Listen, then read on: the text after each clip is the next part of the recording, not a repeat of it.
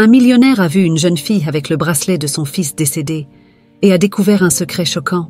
Le vent soufflait doucement à travers les arbres de la place centrale, apportant avec lui l'odeur fraîche des fleurs qui ornaient le chemin d'Émile Montagne.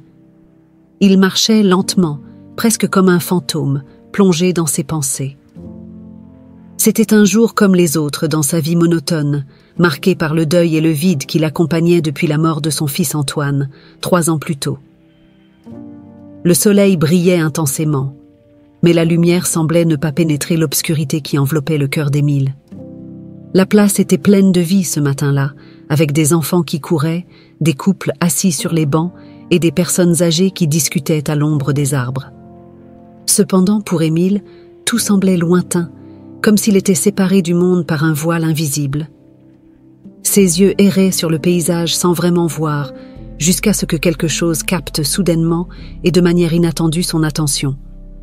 Une jeune femme, peut-être dans la vingtaine, passa devant lui. Ses cheveux bruns ondulaient au rythme du vent, et il y avait une légèreté dans ses pas qui contrastait avec la densité de l'environnement autour. Émile aurait continué son chemin sans y penser à 2 fois, si ce n'était pour un petit détail, un bracelet à son poignet gauche, un bracelet qui lui semblait incroyablement familier. Son cœur fit un bond dans sa poitrine. Le bracelet était identique à celui qu'Antoine portait. C'était une pièce unique qu'il avait lui-même commandée pour son fils pour l'un de ses anniversaires d'enfance. La vue de ce bijou, si distinctement lié à son passé, réveilla en Émile quelque chose qu'il avait enterré depuis longtemps, un mélange de curiosité, d'espoir et de peur. Sans réfléchir, Émile se mit à suivre la jeune femme. Chaque pas qu'il faisait augmentait son anxiété, mais il devait en savoir plus. Qui était-elle? Et pourquoi portait-elle quelque chose d'aussi personnel? Quelque chose qui appartenait à son fils disparu? La jeune femme semblait indifférente à la présence d'Émile, absorbée par ses propres pensées en marchant sur la place. Elle s'approcha d'une fontaine, où elle s'arrêta un instant pour observer l'eau cristalline qui tombait doucement. C'était l'occasion qu'Émile attendait. Il s'approcha lentement, essayant de contrôler l'urgence dans sa voix. « Excusez-moi », dit-il, sa voix plus rauque qu'il ne l'avait anticipé. La jeune femme se tourna, surprise, mais avec un léger sourire aux lèvres. « Oui », répondit-elle, sa voix douce et gentille.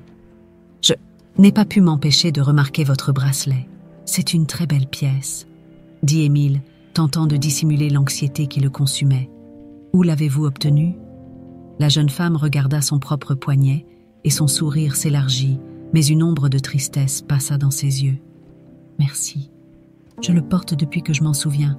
C'était un cadeau de mes parents adoptifs. » Émile sentit le sol trembler sous ses pieds. Le mot « adoptif » résonna dans son esprit, se mêlant au tumulte d'émotions qu'il luttait pour contrôler. « Adoptif » répéta-t-il, essayant de cacher le choc dans sa voix. « Oui », répondit la jeune femme, toujours en souriant. « J'ai été adoptée quand j'étais bébé. Je n'ai jamais connu mes parents biologiques. » Émile tenta de comprendre ce qu'il venait d'entendre. Le monde autour de lui semblait tourner, et il ressentit un besoin urgent de se raccrocher à quelque chose, n'importe quoi. « Désolé, je ne voulais pas être intrusif, » dit-il en reculant un peu, toujours en essayant de comprendre ce que cela signifiait. « Ne vous inquiétez pas, » dit la jeune femme avec un rire léger qui sembla dissiper un peu la tension. « Je m'appelle Valérie d'ailleurs. Et vous ?»« Émile » répondit-il automatiquement, encore perdu dans ses pensées. Le nom de la jeune femme résonnait dans son esprit, mais ce sont les mots « parents adoptifs » qui le perturbèrent le plus. « Ravi de vous rencontrer, Émile » dit Valérie avant de regarder sa montre. « Je dois y aller maintenant, mais ce fut un plaisir de parler avec vous. » Avant qu'il ne puisse dire quoi que ce soit d'autre, Valérie fit un signe de la main et s'éloigna, disparaissant dans la foule. Émile resta immobile pendant quelques instants, regardant l'espace vide où elle se tenait, son esprit bouillonnant de possibilités. Qui était Valérie? Et comment pouvait-elle porter le même bracelet qu'Antoine? Alors que ces questions le hantaient, Émile savait qu'il ne pouvait pas laisser cela passer. Il devait en savoir plus sur cette jeune femme et l'histoire derrière ce bracelet. Il ressentit un élan, quelque chose qu'il n'avait pas ressenti depuis longtemps, un besoin urgent d'agir. Avec une nouvelle détermination, Émile quitta la place. Il savait que, pour obtenir des réponses, il aurait besoin d'aide, et la seule façon d'y parvenir était d'engager quelqu'un qui pourrait découvrir la vérité. Mais au fond de lui, il savait déjà qu'il était sur le point d'embarquer dans un voyage qui changerait sa vie pour toujours. Émile Montagne quitta la place, l'esprit en ébullition, plein de pensées et de questions sans réponse. La rencontre avec Valérie avait réveillé quelque chose qu'il pensait mort en lui, le besoin de comprendre, de découvrir la vérité et surtout la possibilité que sa vie puisse avoir un nouveau but. L'image du bracelet, si intimement liée à la mémoire d'Antoine, ne quittait pas son esprit. Il devait savoir qui était Valérie et comment elle était liée à son passé. En arrivant chez lui, une maison imposante qui exhalait le luxe, mais qui, pour Émile, ne représentait que solitude et souvenirs douloureux, il se dirigea directement vers le téléphone. Il savait que, pour obtenir des réponses, il aurait besoin de l'aide d'un professionnel. Après quelques appels, il obtint le numéro d'un détective privé renommé, Jean-Luc Moreau, connu pour sa discrétion et son efficacité. « Monsieur Montagne ?» dit Jean-Luc en décrochant l'appel, sa voix calme et professionnelle. « C'est un plaisir de vous parler. Comment puis-je vous aider ?»« Moreau, j'ai besoin que vous enquêtiez sur une personne, » dit Émile, allant droit au but. « Elle s'appelle Valérie. Je l'ai rencontrée aujourd'hui et il y a quelque chose en elle que je dois comprendre. C'est très important pour moi. » Jean-Luc fit une pause, le bruit d'un stylo et de papier indiquant qu'il prenait des notes. « Je vois. J'ai besoin de plus d'informations, comme où elle vit ou où vous l'avez rencontrée. » « Je l'ai rencontrée ce matin sur la place centrale. Je ne sais pas où elle vit, mais elle a mentionné qu'elle a été adoptée et qu'elle ne connaît pas ses parents biologiques, » expliqua Émile, essayant de fournir le maximum d'informations possibles. « Elle portait un bracelet, identique à celui que j'ai offert à mon fils Antoine. » Jean-Luc fit une nouvelle pause, et lorsqu'il reprit la parole, sa voix avait un ton plus sérieux. « Je comprends. Cela pourrait être significatif. Je vais commencer l'enquête immédiatement. Je vous contacterai dès que j'aurai des informations. » Émile le remercia et raccrocha le téléphone, ressentant un mélange d'anxiété et d'anticipation. Il savait que cette enquête pourrait révéler des choses qu'il n'était pas prêt à entendre, mais il savait aussi qu'il ne pouvait pas continuer à vivre avec tant de questions sans réponse. Les jours suivants furent une torture pour Émile. Chaque fois que le téléphone sonnait, son cœur s'emballait, espérant que ce soit Jean-Luc avec des nouvelles. Il passa des heures à arpenter la maison, les échos de ses pas reflétant le vide qu'il ressentait. Mais enfin, après 4 longs jours, le détective prit contact. « Monsieur Montagne », commença Jean-Luc, sa voix plus grave qu'auparavant. « J'ai quelques informations sur Valérie. Il n'a pas été facile de les trouver, mais je crois que vous devez savoir. » Émile s'assit dans son fauteuil en cuir, le cœur battant fort. « Je vous écoute, Moreau. Qu'avez-vous découvert ?» « Valérie a effectivement été adoptée quand elle était bébé, » dit Jean-Luc. « Elle a été trouvée dans un orphelinat dans une petite ville, loin d'ici. Les dossiers d'adoption ont été gardés secrets, ce qui n'est pas rare, mais le plus intéressant, c'est que sa mère biologique s'appelait Claire Dufresne. » Le nom tomba comme une pierre dans l'estomac d'Émile. Claire Dufresne était une femme avec qui il avait eu une relation brève, mais intense, des années avant de rencontrer la mère d'Antoine. Ils s'étaient séparés en bons termes, mais il n'avait jamais su qu'elle était enceinte. « Claire Dufresne », répéta Émile, l'esprit en ébullition. « Elle ne m'a jamais dit qu'elle était enceinte. Je pourrais être le père de Valérie ?» Jean-Luc hésita avant de répondre, comme s'il choisissait soigneusement ses mots. « Monsieur Montagne, d'après les informations que j'ai pu obtenir, je crois que c'est une possibilité très forte. Claire a disparu peu de temps après avoir accouché, et Valérie a été placée pour adoption quelques jours plus tard. » Émile sentit le sol trembler sous ses pieds. Si ce que Jean-Luc disait était vrai, cela signifierait qu'il avait une fille dont il n'avait jamais eu connaissance, une fille qui aurait pu être près de lui tout ce temps, alors qu'il pleurait la perte d'Antoine. « Il y a une autre chose, monsieur Montagne, » continua Jean-Luc. « Claire a été forcée de donner l'enfant à l'adoption. Il semble qu'il y ait eu une influence extérieure, quelqu'un qui voulait s'assurer que vous ne sachiez jamais l'existence de Valérie. » Émile resta silencieux, essayant de digérer ce qu'il venait d'entendre. Qui aurait pu vouloir cacher l'existence de sa fille, et pourquoi ? Son esprit commença à relier les points, mais il savait qu'il avait besoin de plus d'informations avant de tirer des conclusions. « Moreau, je veux que vous continuiez à enquêter, » dit Émile, sa voix ferme malgré le tourbillon d'émotions. « Découvrez qui était derrière tout ça, et voyez aussi s'il y a un lien avec la mort d'Antoine. » Jean-Luc acquiesça et raccrocha, laissant Émile seul avec ses pensées. La révélation que Valérie pouvait être sa fille le laissait dans un état de choc mais aussi de détermination. Il savait qu'il devait la protéger, mais pour cela, il devait découvrir toute la vérité. En regardant par la fenêtre de son manoir, Émile sentit un nouveau but émerger en lui. Il ne se contenterait pas d'enquêter sur le passé, il s'assurerait aussi que Valérie soit en sécurité, quoi qu'il en coûte. Le voyage qu'il avait entamé ne faisait que commencer, et il savait que les défis à venir seraient de taille, mais il était prêt à les affronter. Les jours qui suivirent la découverte d'Émile Montagne furent remplis d'une tension presque palpable. Chaque instant qui passait semblait le rapprocher un peu plus d'une révélation qu'il savait qu'elle changerait sa vie à jamais. En attendant de nouvelles informations de Jean-Luc Moreau, le détective qu'il avait engagé, Émile avait du mal à se concentrer sur autre chose. La possibilité que Valérie soit sa fille biologique le consumait. Finalement, après ce qui semblait être des jours interminables, Jean-Luc fixa un rendez-vous avec Émile dans un café discret, loin des regards curieux. Émile arriva sur place tôt, son anxiété évidente dans ses mouvements. Quand Jean-Luc entra, Émile put voir sur son visage qu'il apportait des nouvelles importantes. « Monsieur Montagne, » dit Jean-Luc, serrant la main d'Émile avant de s'asseoir. « J'ai apporté les informations que vous aviez demandées, mais je vous préviens d'avance, elles sont... difficiles à digérer. » Émile hocha la tête, le cœur battant. « Je suis prêt. Dites-moi ce que vous avez découvert. » Jean-Luc sortit un dossier de documents de sa mallette et le posa sur la table. « Après une enquête minutieuse, j'ai pu confirmer que Valérie est en effet votre fille biologique. Claire Dufresne était la mère, et elle a été forcée de donner l'enfant à l'adoption par des personnes influentes. Mais ce n'est que le début. » L'estomac d'Émile se noua. Il s'attendait déjà à cette révélation, mais l'entendre de manière si définitive le laissa ébranlé. « Continuez » demanda-t-il, la voix tendue. Jean-Luc ouvrit le dossier et commença à montrer les documents. Ce sont des copies des registres d'adoption, incluant les noms des personnes impliquées dans le processus. Ce qui est plus inquiétant, c'est que certains de ces noms appartiennent à des personnes très proches de vous, monsieur Montagne. Des personnes que vous considériez comme des amis et des alliés.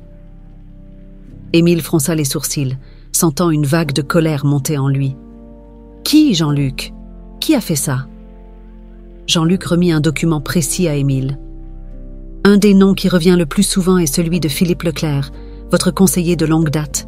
Il a été impliqué dans le processus depuis le début, apparemment pour s'assurer que vous ne sachiez jamais l'existence de Valérie. » Émile sentit son sang bouillir. Philippe Leclerc était quelqu'un en qui il avait confiance depuis des années, quelqu'un qu'il avait toujours considéré comme un ami loyal.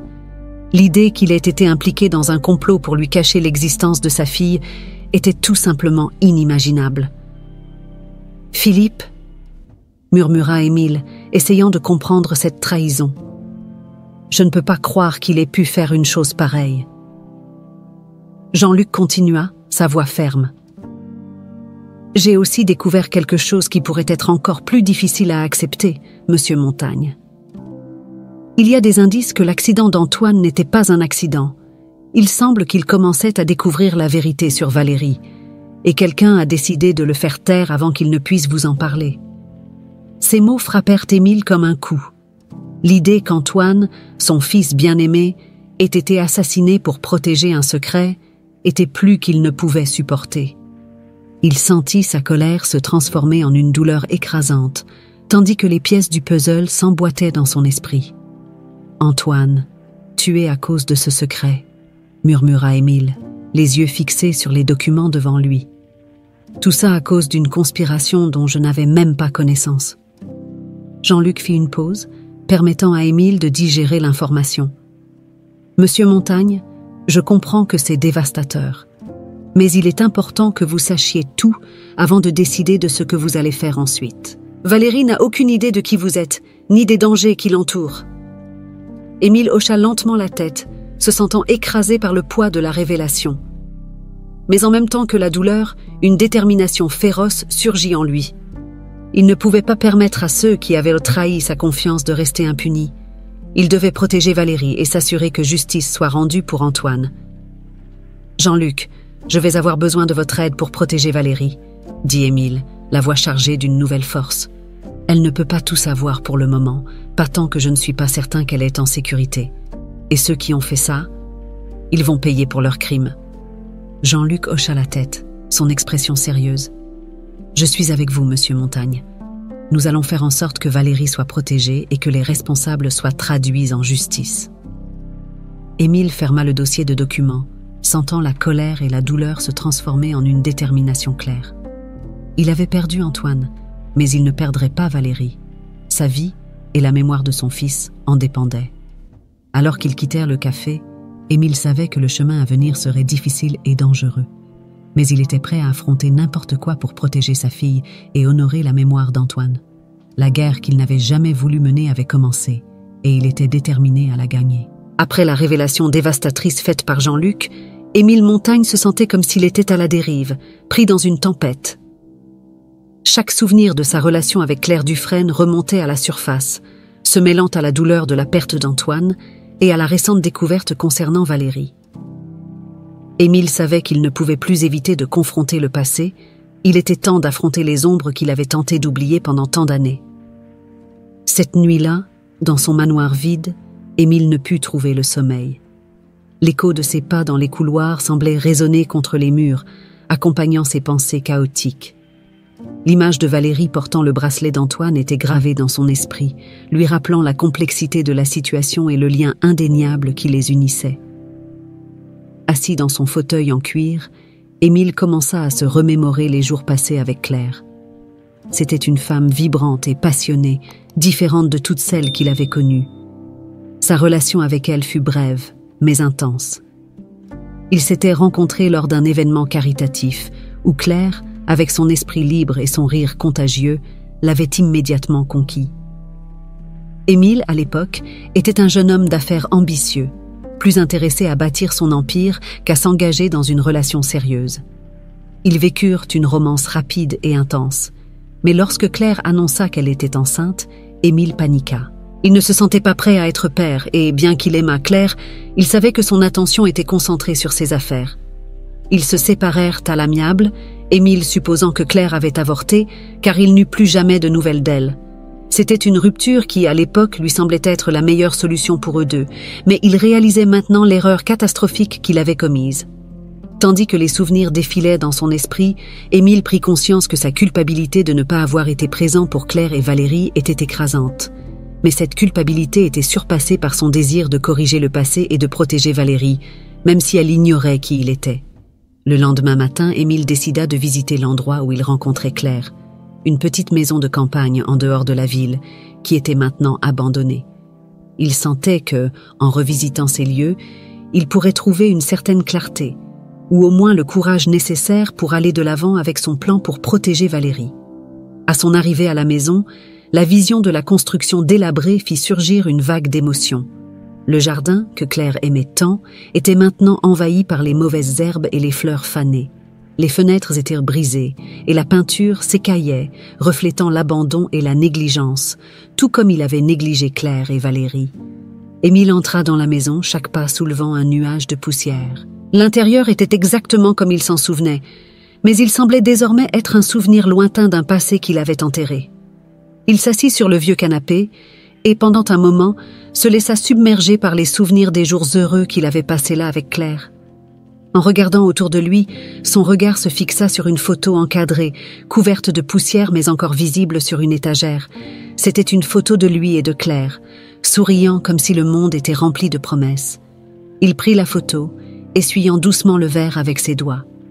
À cet instant, il ressentit la douleur de la perte, non seulement d'Antoine, mais de la vie qu'il aurait pu avoir avec Claire et Valérie s'il avait fait des choix différents. Avec le cœur lourd, Émile réalisa qu'il devait aller de l'avant, non seulement pour protéger Valérie, mais pour affronter la culpabilité qu'il portait depuis toutes ces années. Il savait qu'il allait devoir affronter Philippe Leclerc, son conseiller de longue date, et exiger des réponses. Il devait comprendre pourquoi Philippe avait orchestré l'adoption de Valérie et pourquoi lui et d'autres étaient prêts à tuer Antoine pour garder ce secret. En retournant en ville, Émile avait déjà décidé qu'il confronterait Philippe en personne. Philippe avait toujours été à ses côtés dans les moments les plus importants de sa vie, et l'idée qu'il puisse être responsable de tant de souffrances était presque impossible à accepter. Cependant, les preuves étaient claires, et Émile savait qu'il ne pouvait les ignorer. Le lendemain, Émile prit rendez-vous avec Philippe dans son bureau. En entrant dans le bâtiment luxueux, où tant de décisions d'affaires avaient été prises au fil des ans, Émile sentit la tension monter. Philippe l'accueillit avec le même sourire amical que d'habitude, sans se douter que son monde était sur le point de s'effondrer. « Émile, quel plaisir de vous voir », dit Philippe, en lui serrant la main avec la confiance habituelle. « Que puis-je faire pour vous aujourd'hui ?» Émile s'assit dans le fauteuil en cuir en face du bureau de Philippe, mais il ne lui rendit pas son sourire. Il se pencha en avant, fixant ses yeux dans ceux de Philippe. « Philippe, j'ai besoin que vous me disiez la vérité, sur Valérie et sur Antoine. » Philippe cligna des yeux, son expression changeant légèrement pour exprimer une confusion. « De quoi parlez-vous, Émile ?»« Vous savez exactement de quoi je parle, » dit Émile, d'une voix basse et déterminée. « Je sais que vous avez été impliqué dans l'adoption de Valérie. Je sais que vous m'avez gardé cela secret. Et je sais qu'Antoine est mort à cause de ce secret. » L'expression de Philippe se durcit, et pendant un moment, il sembla peser ses options. Émile pouvait voir le conflit interne sur le visage de son ancien conseiller, mais il était prêt à insister jusqu'à obtenir la vérité. « Émile, vous ne comprenez pas !» commença Philippe, essayant de garder son calme. « J'ai fait ce que je pensais être le mieux pour vous et votre famille. Claire, elle était déterminée à garder l'enfant, mais cela aurait pu tout ruiner. Vos affaires, votre vie avec la mère d'Antoine. Je ne faisais que vous protéger. » Émile sentit la colère monter, mais il la contrôla, sachant que crier ne lui apporterait pas les réponses qu'il cherchait. « Me protéger ? Vous avez détruit ma vie, Philippe. Vous m'avez privé de la chance d'être le père de Valérie. Et vous avez pris la vie de mon fils. J'ai besoin de savoir pourquoi. » Philippe resta silencieux un instant, évitant le regard d'Émile. Quand il parla enfin, sa voix était plus basse, presque un murmure. « Parce qu'il y avait plus en jeu que vous ne le croyez, Émile. Des personnes plus puissantes que nous deux étaient impliquées. Des personnes qui n'auraient reculé devant rien pour garantir que leurs secrets restent enterrés. » Émile resta silencieux, absorbant le poids des paroles de Philippe. Il savait que la vérité commençait tout juste à se dévoiler et que le conflit qu'il avait déclenché n'était que le début d'un long et dangereux périple. La révélation faite par Philippe Leclerc plongea Émile Montagne dans une profonde réflexion.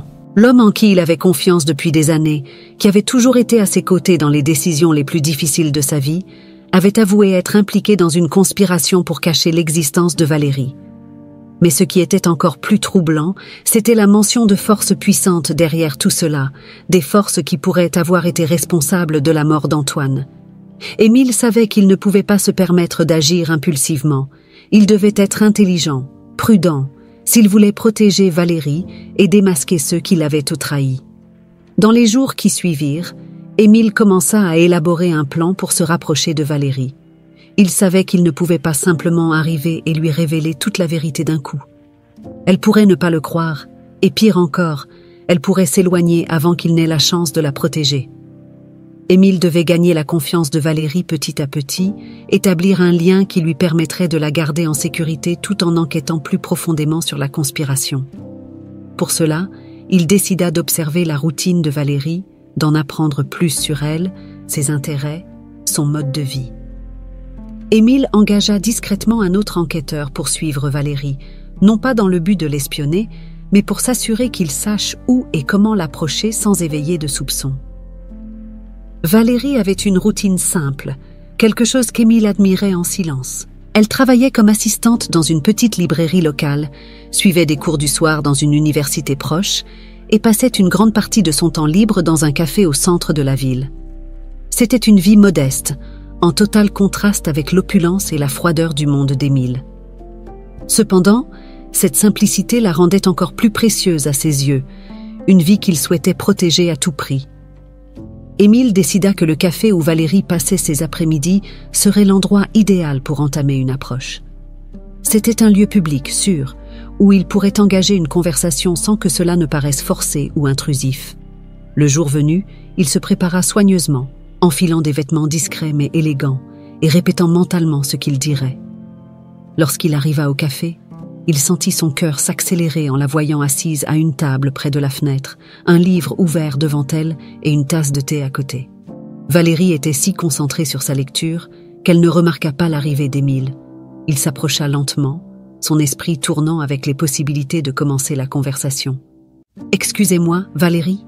dit Émile, sa voix calme mais chargée d'attente. Valérie leva les yeux du livre, surprise de le voir. « Monsieur Montagne, n'est-ce pas ? Nous nous sommes rencontrés sur la place l'autre jour, » dit-elle, le reconnaissant immédiatement. Émile acquiesça, essayant de paraître détendu. « Oui, exactement. Je passais par ici et je vous ai vu. J'espère ne pas vous déranger. » Valérie sourit, fermant le livre et lui faisant signe de s'asseoir en face d'elle. « Vous ne me dérangez pas. Asseyez-vous, je vous en prie. »« Comment allez-vous » Émile accepta l'invitation, s'asseyant à la table avec un mélange de soulagement et de nervosité. « Je vais bien, merci. Et vous ? Vous semblez très absorbé par votre lecture. » Valérie regarda le livre et sourit. « Oui, je prépare un examen. Je suis en train d'étudier la littérature à l'université. » « La littérature ?» répéta Émile, véritablement intéressé. « Cela explique votre passion pour les livres. Qu'est-ce qui vous a attiré vers ce cursus ?» Valérie se cala dans sa chaise, réfléchissant un moment avant de répondre.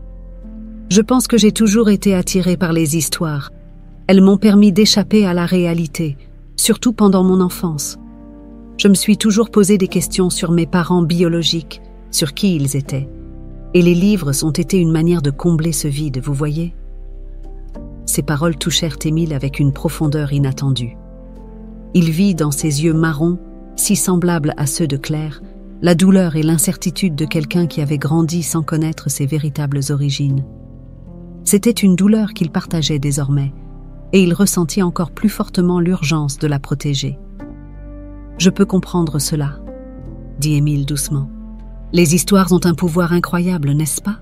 Elles nous connectent à quelque chose de plus grand, à nos propres quêtes intérieures. » Valérie acquiesça, le regardant avec plus d'attention. « Et vous, monsieur Montagne, qu'est-ce qui vous attire dans les histoires ?» Émile hésita un instant, choisissant soigneusement ses mots. « J'ai perdu quelqu'un de très important pour moi il y a quelques années. Depuis, les histoires m'ont aidé à faire face à la douleur, à trouver un sens au milieu du chaos. » Valérie sembla percevoir la tristesse dans ses paroles et son visage se radoucit avec empathie. « Je suis désolée pour votre perte. Perdre quelqu'un qu'on aime, c'est comme perdre une partie de soi-même. »« C'est exactement ce que je ressens, » répondit Émile, sentant une connexion croissante entre eux. « Et c'est pour cela que je crois qu'il est important de trouver des gens avec qui partager nos histoires. Des gens qui peuvent se comprendre et peut-être, juste peut-être, nous aider à guérir. » Valérie lui sourit, un sourire qui semblait contenir à la fois de la tristesse et de l'espoir. « Je pense que vous avez raison, monsieur Montagne. Partager nos histoires peut nous aider à trouver un chemin pour avancer. » Ils continuèrent à discuter pendant un certain temps, la tension initiale laissant place à un dialogue sincère et confortable. Émile sentait qu'il commençait à gagner la confiance de Valérie, mais il savait qu'il restait encore un long chemin à parcourir avant de lui révéler toute la vérité. Lorsqu'ils se séparèrent enfin, Émile quitta le café avec le sentiment d'avoir fait le premier pas dans la bonne direction. Il avait maintenant une petite place dans le monde de Valérie, et avec cela, une chance de la protéger des dangers qu'il savait imminents. Mais en même temps, il sentait le poids du secret qu'il portait encore et l'inévitable nécessité de le révéler en temps voulu. Émile Montagne commençait à sentir que son rapprochement avec Valérie se faisait de manière naturelle. Chaque conversation, chaque rencontre au café semblait renforcer le lien qu'il construisait avec sa fille, même si elle ignorait encore cette vérité. Cependant, ce nouveau lien était accompagné d'un sentiment croissant de danger. Émile savait que les personnes qui avaient orchestré l'adoption de Valérie et, peut-être, l'assassinat d'Antoine, ne resteraient pas les bras croisés pendant qu'il s'approchait de la vérité. Dans les jours qui suivirent, Émile commença à remarquer de petits signes qu'il était surveillé. Des voitures inconnues garées près de son manoir, des personnes apparemment aléatoires qui croisaient son chemin plus souvent que d'habitude, et même des appels anonymes qui se terminaient brusquement lorsqu'il répondait. Ces signes étaient subtils, mais pour quelqu'un comme Émile, qui avait passé sa vie à naviguer dans les dangers du monde des affaires, ils étaient alarmants. Une nuit, après une longue journée de travail, Émile révisait des documents dans son bureau quand son téléphone sonna. Il décrocha sans réfléchir, s'attendant à ce que ce soit Jean-Luc Moreau avec une mise à jour sur l'enquête. Cependant, la voix à l'autre bout du fil n'était pas celle du détective. « Émile Montagne », dit une voix grave et anonyme, « vous vous aventurez là où vous ne devriez pas. Ne posez pas de questions dont vous ne voulez pas connaître les réponses. La vérité peut être dangereuse. » Émile sentit son sang se glacer un instant, mais il reprit rapidement le contrôle. « Qui est à l'appareil » demanda-t-il, essayant de garder une voix ferme. La personne de l'autre côté du fil laissa échapper un rire froid. « Quelqu'un qui en sait assez pour vous avertir. Vous avez perdu un fils. Vous ne voulez pas en perdre un autre. Laissez les choses telles qu'elles sont. » Avant qu'Émile ne puisse répondre, la ligne devint silencieuse. Il resta là, le téléphone toujours pressé contre son oreille, tandis que la colère et l'inquiétude se mêlaient en lui. Il était évident que quelqu'un était au courant de son enquête et était prêt à utiliser tous les moyens nécessaires pour l'éloigner de la vérité. Le lendemain matin, Émile rencontra Jean-Luc Moreau dans son bureau. Le détective semblait fatigué, comme s'il ressentait aussi le poids de la situation. Émile partagea le contenu de l'appel menaçant, et Jean-Luc hocha la tête avec gravité. « Je craignais que quelque chose comme ça puisse arriver », dit Jean-Luc se frottant les tempes comme pour soulager la tension. « Ces gens sont dangereux, Émile. Ils ont des moyens, et ils n'hésiteront pas à les utiliser pour protéger leurs secrets. » « Mais cela confirme simplement que nous sommes sur la bonne voie, » répondit Émile, déterminé. « Ils ont peur que je découvre la vérité. Et cela signifie que nous ne pouvons pas nous arrêter maintenant. » Jean-Luc regarda Émile avec admiration, reconnaissant la force de volonté de cet homme qui, malgré tout, était prêt à affronter n'importe quoi pour protéger Valérie et honorer la mémoire d'Antoine. « Je suis d'accord, » dit-il finalement, « mais nous devons être prudents. Dorénavant, chaque pas devra être mûrement réfléchi. » Dans les jours qui suivirent, Émile commença à prendre des précautions supplémentaires pour assurer la sécurité de Valérie. Il engagea des gardes du corps privé pour surveiller discrètement ses mouvements et s'assurer qu'elle était en sécurité, sans qu'elle s'en aperçoive. Émile savait que révéler la vérité à Valérie à ce moment-là pourrait la mettre en danger supplémentaire, alors il décida de garder le secret encore un peu, jusqu'à ce qu'il puisse démanteler le réseau de conspiration. En même temps, il commença à faire pression sur Philippe Leclerc pour obtenir plus d'informations. Philippe, réalisant qu'il ne pouvait plus cacher la vérité, commença à collaborer, révélant des noms et des détails sur la manière dont la conspiration avait été orchestrée. Selon lui, il existait un petit mais puissant réseau de personnes impliquées, toutes motivées par des intérêts financiers et le désir de maintenir le contrôle sur les affaires d'Émile. La vérité sur Valérie menaçait de déstabiliser ce réseau, et Antoine, en découvrant des fragments de cette vérité, était devenu une menace qu'il fallait éliminer. Chaque nouvelle information qu'Émile obtenait renforçait sa détermination. Il savait que la bataille serait difficile, mais il était prêt à l'affronter. Et chaque jour qui passait, la proximité du conflit final devenait de plus en plus évidente. Le danger se rapprochait, et il devait être prêt. Valérie, quant à elle, commençait à remarquer des changements autour d'elle. Elle n'arrivait pas à identifier exactement ce que c'était, mais elle sentait que quelque chose était différent. Peut-être était-ce la façon dont Émile, qui était devenu une présence constante dans sa vie, semblait plus préoccupé que d'habitude. Ou peut-être était-ce la manière dont certaines personnes la regardaient à la librairie, comme si elles attendaient en quelque chose. Mais surtout, c'était le sentiment grandissant qu'il y avait quelque chose d'important qu'elle ne savait pas encore. Quelque chose qui était sur le point de changer sa vie pour toujours. Un soir, en rentrant du travail, Valérie remarqua qu'elle était suivie.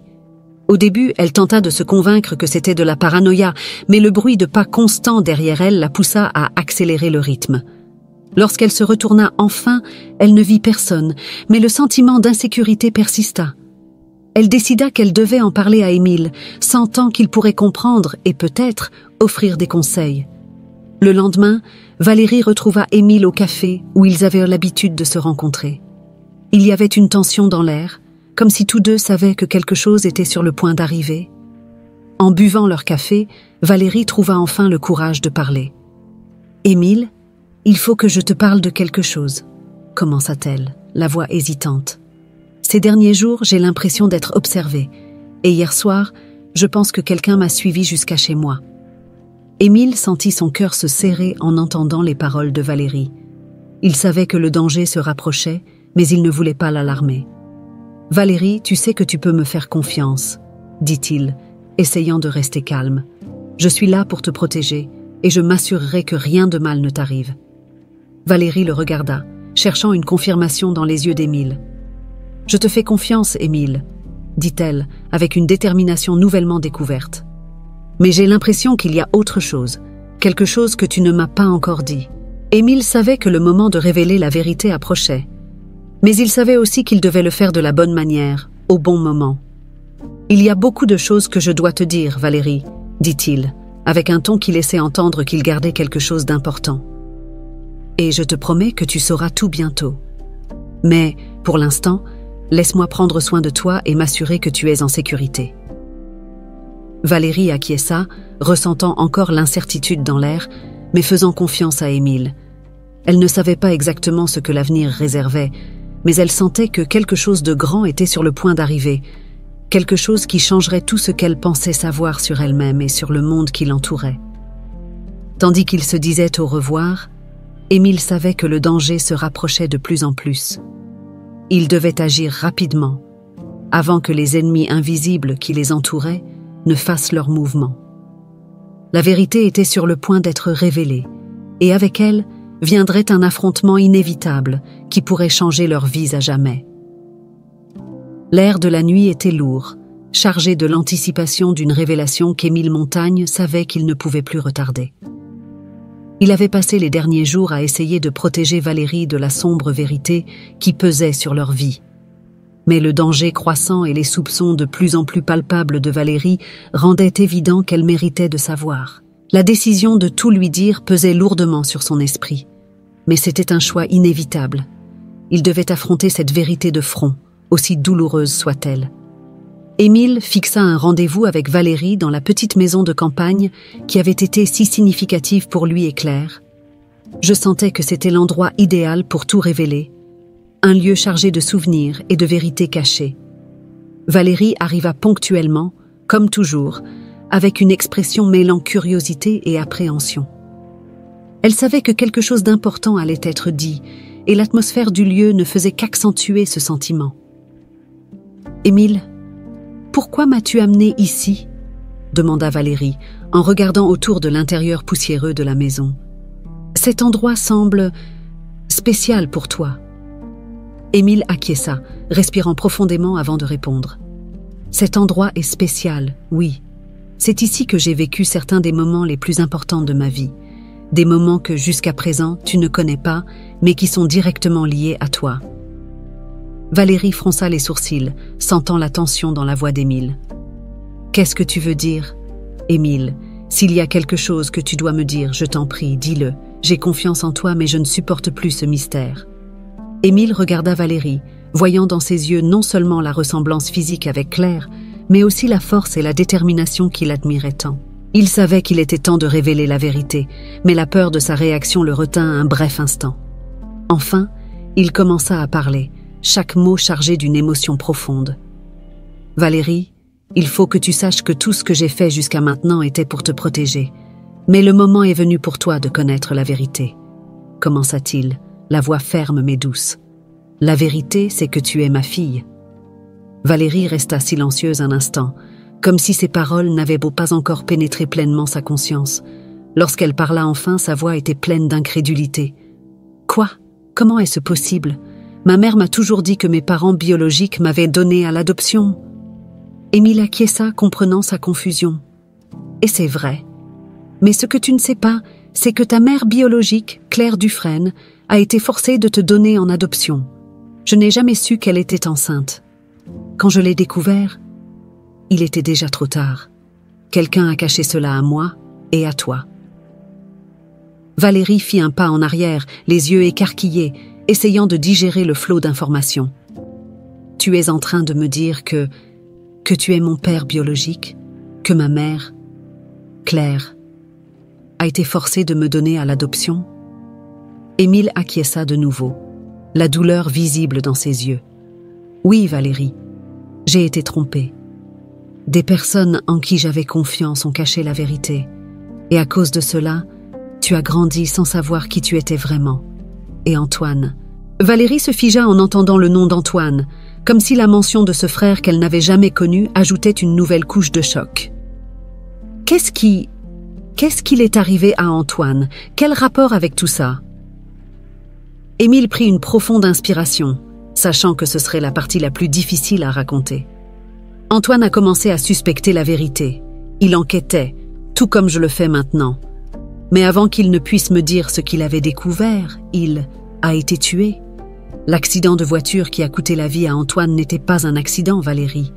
Il a été assassiné.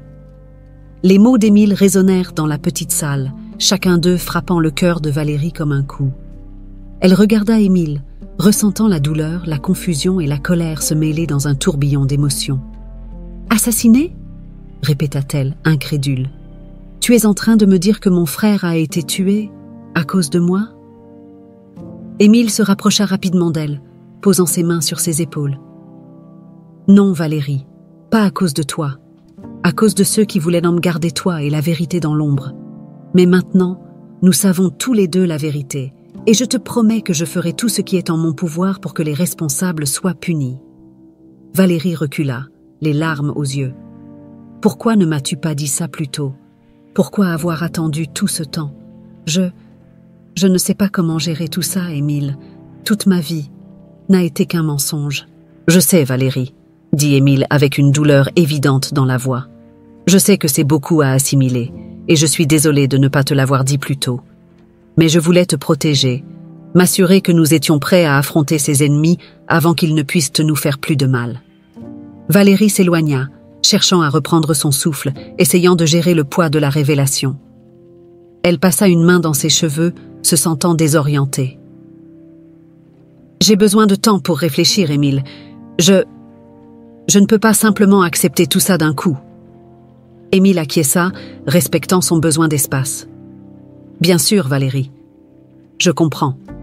Prends le temps qu'il te faut. Mais s'il te plaît, sache que je suis là pour toi. Je le serai toujours. Nous pouvons affronter cela ensemble. » Valérie regarda Émile, voyant dans ses yeux une sincérité et une douleur profonde. Elle savait qu'il était honnête, mais le choc et la confusion étaient accablants. Sans ajouter un mot, elle quitta la maison, ressentant le besoin de se retrouver seule, de réfléchir à tout ce qu'elle venait de découvrir. Émile resta là, immobile, observant Valérie s'éloigner. Il savait que plus rien ne serait jamais pareil, mais il savait aussi qu'il avait enfin fait le pas nécessaire pour affronter la vérité. Maintenant, la question était de savoir comment ils allaient gérer cette vérité, ensemble ou séparément. Les jours qui suivirent la révélation d'Émile furent difficiles et solitaires. Valérie se distança, ayant besoin de temps pour digérer les informations dévastatrices qu'elle avait reçues. Émile, de son côté, respecta son besoin d'espace, mais l'inquiétude constante pour la sécurité de sa fille et le besoin de justice pour Antoine le maintenaient en état d'alerte. Il savait que le silence de Valérie n'était pas un signe de rejet, mais une réaction naturelle au choc. Pourtant, l'attente était douloureuse. Tandis que Valérie cherchait à retrouver un équilibre émotionnel, Émile se concentra sur la prochaine étape de sa mission, identifier et affronter ceux qui avaient conspiré contre lui, Valérie et Antoine. Jean-Luc Moreau poursuivait ses investigations, et les informations qui commençaient à émerger dessinaient un tableau encore plus sombre que ce qu'Émile avait imaginé. Un matin froid et gris, Jean-Luc convoqua Émile pour une réunion dans un lieu sûr, en dehors de la ville. Le détective semblait plus fatigué que jamais, mais ses yeux brillaient de détermination. Il avait fait des découvertes cruciales, et Émile sentait que la fin de cette quête approchait.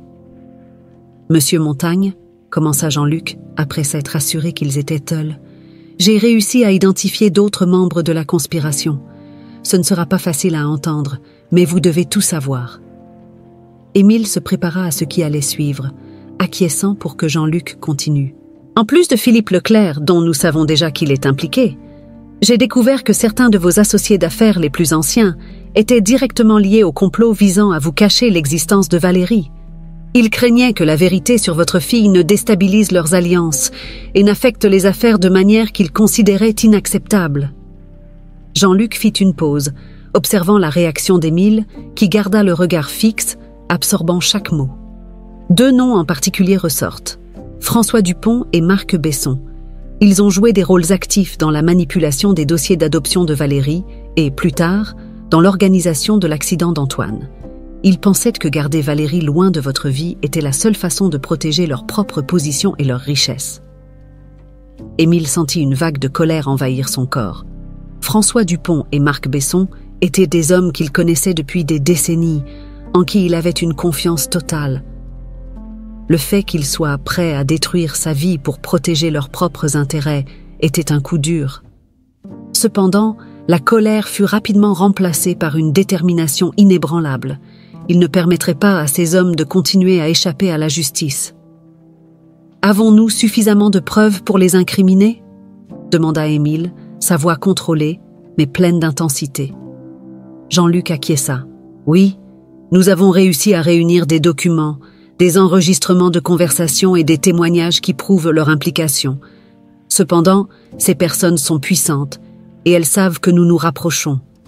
Nous devons être prudents dans notre façon de procéder. » Émile réfléchit aux paroles de Jean-Luc. Il savait qu'un affrontement direct pourrait être risqué, mais il savait aussi qu'il n'y avait plus de temps pour hésiter.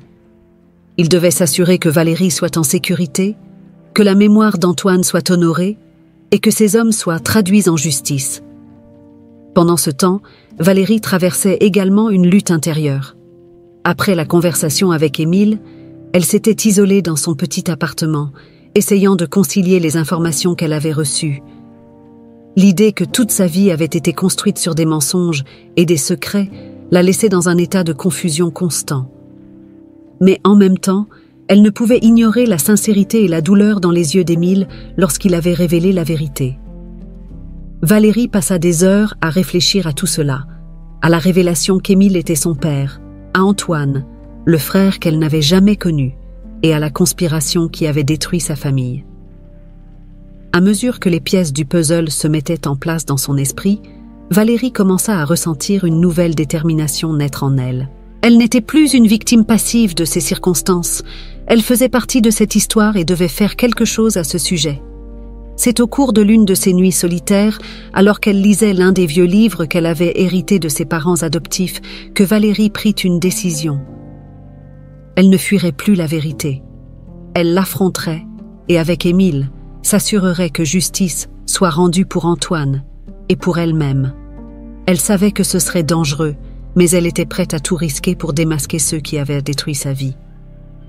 Le lendemain matin, Valérie appela Émile et fixa un rendez-vous dans le café où ils avaient l'habitude de se voir. Quand Émile arriva, il fut soulagé de la voir, non seulement parce qu'il savait qu'elle allait bien, mais aussi parce qu'il y avait une nouvelle force dans son regard, une force qu'il savait qu'ils auraient besoin pour ce qui allait venir. « Émile », commença Valérie, sa voix ferme, mais avec une touche d'émotion. « J'ai beaucoup réfléchi à tout ça, à toi, à Antoine, à qui je suis vraiment, et j'ai décidé que je ne fuirai plus. Je veux t'aider à faire tomber ces gens, à exposer la vérité. Je veux me battre pour Antoine. » Émile ressentit une vague de fierté et de soulagement. « Valérie, tu ne sais pas à quel point cela me touche de t'entendre dire ça. Ensemble, nous pouvons y arriver. Nous pouvons faire en sorte qu'ils ne détruisent plus aucune vie. » Les deux passèrent le reste de la matinée à discuter des prochaines étapes. Émile partagea les découvertes de Jean-Luc et expliqua comment il prévoyait d'utiliser les preuves pour exposer François Dupont, Marc Besson et les autres impliqués dans la conspiration. Valérie écouta attentivement, absorbant chaque détail et apportant des idées sur la façon dont il pourrait agir sans alerter les ennemis. Alors qu'il planifiait, Valérie sentit un lien plus fort se former entre elle et Émile. Il n'était pas seulement l'homme qui lui avait révélé la vérité sur ses origines, il était son père, et ensemble, Ils étaient sur le point d'affronter l'un des plus grands défis de leur vie.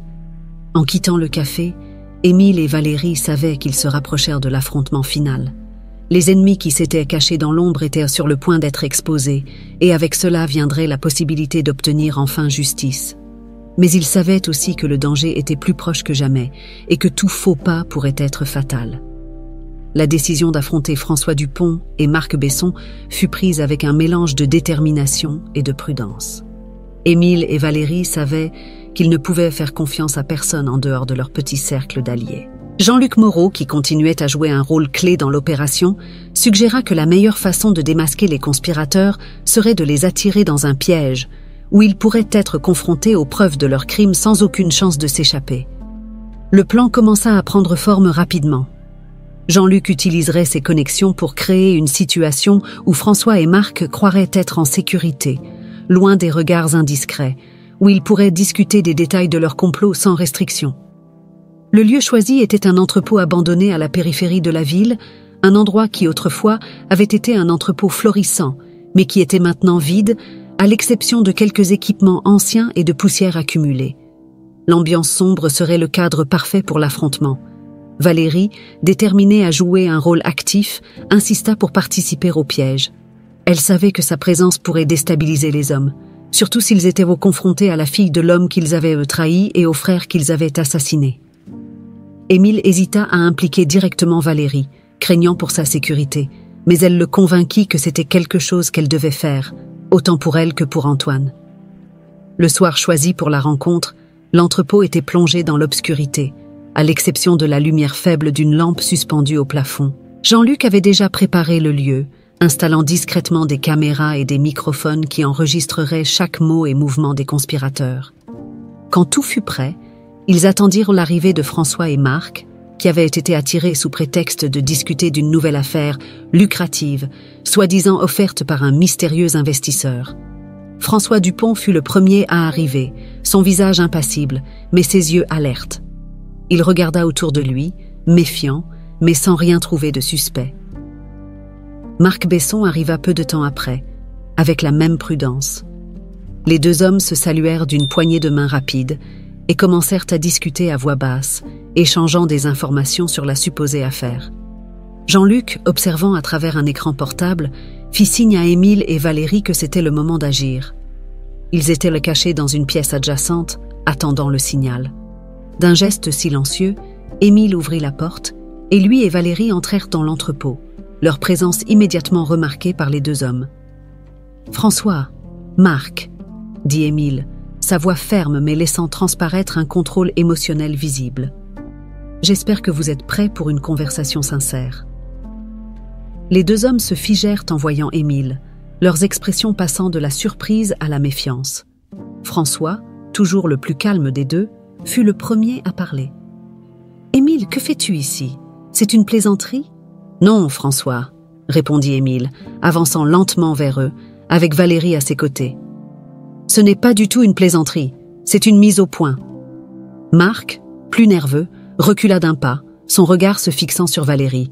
« Qui est-elle? Qu'est-ce qu'elle a à voir avec tout ça ?»« Elle, » dit Émile avec une intensité croissante dans la voix, « c'est Valérie, ma fille, la fille que vous avez essayé de me cacher, la fille pour laquelle vous avez tué Antoine. » Le choc fut instantané. François et Marc pâlirent, et leurs expressions trahissaient qu'ils ne s'attendaient pas à cette confrontation. « Tu es fou, Émile », tenta d'argumenter François, sa voix tremblant légèrement. « Je ne sais pas de quoi tu parles. »« Ne mens pas, François », rétorqua Émile, sa patience s'épuisant. « Nous avons suffisamment de preuves pour vous envoyer en prison tous les deux pour le reste de votre vie.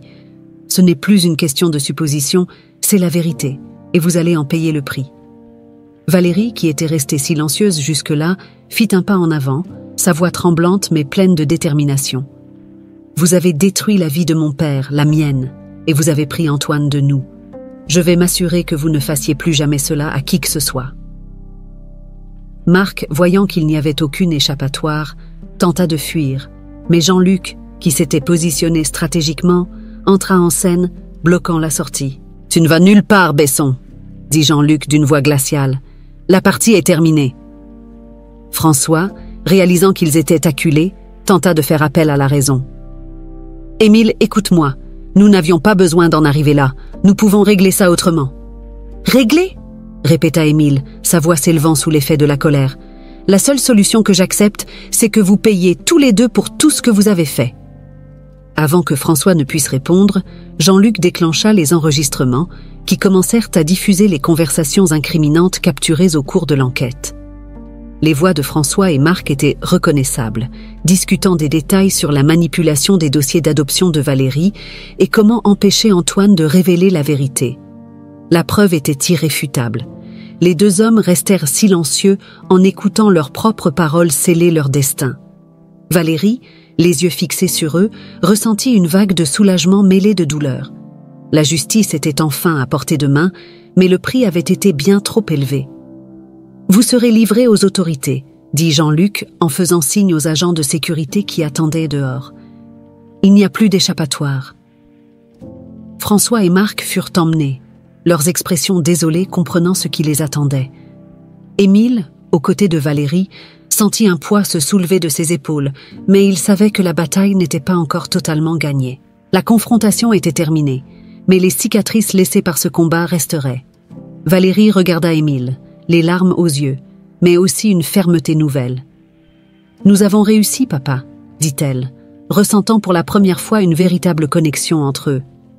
Émile, ému par la façon dont Valérie l'avait appelé, l'enlaça, sentant un soulagement et un amour grandissant pour elle. « Oui, nous avons réussi, ma chérie, et Antoine peut enfin reposer en paix. » Avec l'arrestation de François Dupont et Marc Besson, le réseau de conspiration qu'Émile Montagne poursuivait depuis si longtemps commençait à s'effondrer. La police, en collaboration avec Jean-Luc Moreau, lança une série d'enquêtes basées sur les preuves recueillies, ce qui mena à d'autres arrestations et à la découverte d'autres complices. La vérité était enfin dévoilée et les nouvelles du scandale se répandaient rapidement, choquant l'élite de la ville. Cependant, malgré les victoires obtenues jusqu'à ce moment, Émile savait que la bataille n'était pas encore complètement gagnée. Il restait une figure centrale derrière tout cela, quelqu'un dont les intérêts étaient encore plus obscurs et puissants, un ennemi qui avait manipulé les événements depuis le début. C'était le véritable cerveau de la conspiration, et Émile était déterminé à le confronter. Cette figure, c'était Henri Beaumont, un magnate des affaires avec une vaste influence et des connexions à travers tout le pays. Henri avait été un allié d'Émile par le passé, mais les preuves suggéraient qu'il avait joué un rôle crucial dans la conspiration qui avait conduit à la séparation d'Émile et Valérie et à la mort d'Antoine. L'arrestation de François et Marc avait placé Henri dans une position délicate, mais il était encore en liberté, et Émile savait que le moment était venu pour un affrontement direct. Valérie, maintenant pleinement consciente des risques, insista pour accompagner Émile. Il savait qu'Henri ne se rendrait pas facilement, mais il savait aussi qu'ensemble, ils avaient la force nécessaire pour l'affronter. Jean-Luc, toujours à leur côté, prépara le terrain pour la rencontre finale, s'assurant que tous les mouvements d'Henri soient surveillés. La rencontre fut fixée dans l'un des bureaux d'Henri, un gratte-ciel imposant qui dominait la silhouette de la ville. Lorsqu'Émile et Valérie arrivèrent, ils furent accueillis par une réception froide et stérile où le luxe contrastait avec la tension palpable dans l'air. Henri les attendait dans son bureau au dernier étage avec une vue panoramique sur la ville en contrebas, un rappel symbolique de son pouvoir. En entrant dans la pièce, Émile ressentit une vague d'émotions, colère, trahison, mais aussi une détermination inébranlable. Henri était assis derrière un bureau en marbre, son expression affichait un calme maîtrisé, mais il y avait quelque chose dans ses yeux. Une légère inquiétude qui n'échappa pas à Émile. « Émile, Valérie !» dit Henri en se levant pour les saluer. « Quelle surprise de vous voir ici ensemble !»« Ce n'est pas une surprise, Henri, » répondit Émile, la voix chargée de tension. « Tu savais que ce moment arriverait. » Henri sourit, mais c'était un sourire forcé. « Toujours aussi direct, Émile. Mais pourquoi tout ce drame? Nous sommes de vieux amis, nous pouvons régler cela de manière civilisée. » « De vieux amis, » répéta Émile, sentant l'ironie dans ses paroles. « De vieux amis ne conspirent pas pour détruire la vie de l'autre. Tu es allé trop loin, Henri. Et maintenant, il est temps de faire face aux conséquences. » Henri s'approcha de la fenêtre, regardant la ville en contrebas. Tu crois vraiment pouvoir faire tomber tout ce que j'ai construit, Émile? Tu sais aussi bien que moi que le monde des affaires est impitoyable. J'ai fait ce que je devais faire pour protéger mes intérêts. Et c'est pour cela que tu as orchestré ma séparation avec Valérie? C'est pour cela qu'Antoine est mort? Parce que ce n'était que des affaires pour toi? La voix d'Émile tremblait de colère contenue. Henri se retourna vers eux, son masque de calme commençant à se fissurer. Antoine, c'était une perte, oui. Il était au mauvais endroit, au mauvais moment. Mais tout ce que j'ai fait, c'était pour m'assurer que vous et les autres ne détruisiez pas tout ce que nous avons construit ensemble. Valérie était une complication que nous ne pouvions pas nous permettre d'avoir. Valérie, qui était restée silencieuse jusque-là, fit un pas en avant, sa voix ferme. Je ne suis pas une complication, Henri. Je suis une personne, avec une vie que tu as détruite par avidité et par peur.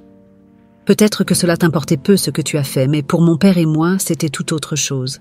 Et maintenant, tu vas en payer le prix. Henri regarda Valérie avec un mélange de mépris et de résignation. Tu penses pouvoir m'intimider, gamine? Tu crois que je vais me rendre sans combattre? J'ai bâti cet empire à partir de rien, et je ne vais pas le laisser être détruit par toi. Émile fit un pas en avant, se tenant aux côtés de Valérie. Nous ne sommes pas ici pour négocier, Henri.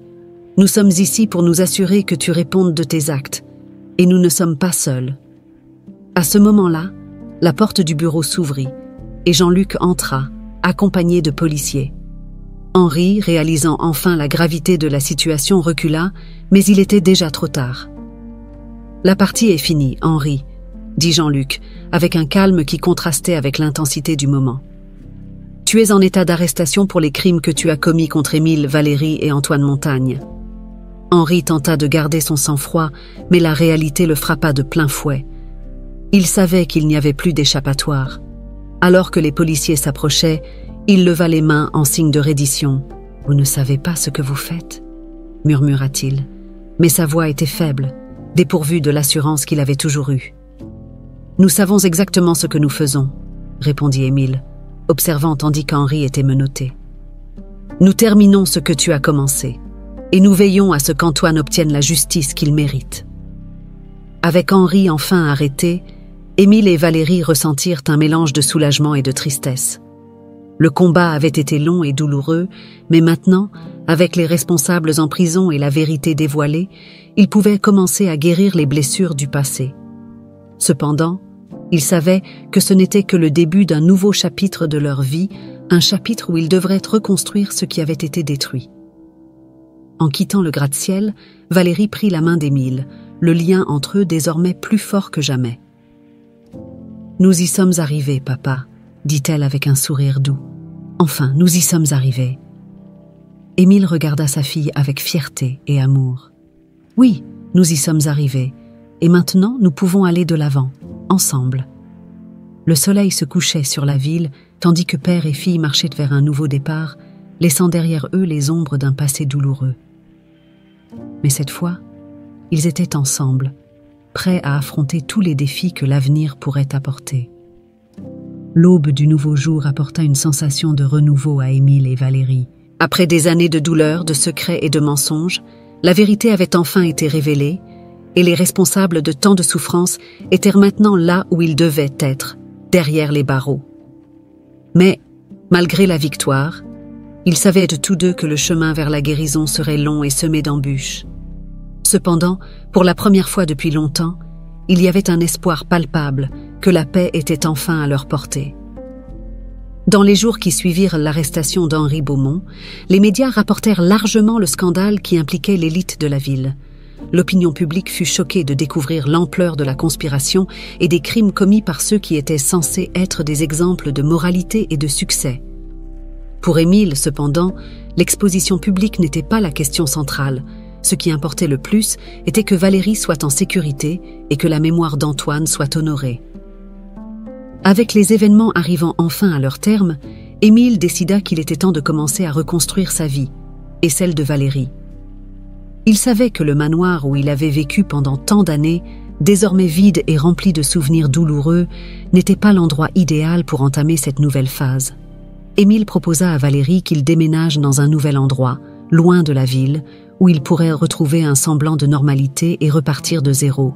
Valérie, qui avait passé tant de temps à vivre dans l'incertitude quant à son identité, accepta la proposition d'Émile avec gratitude.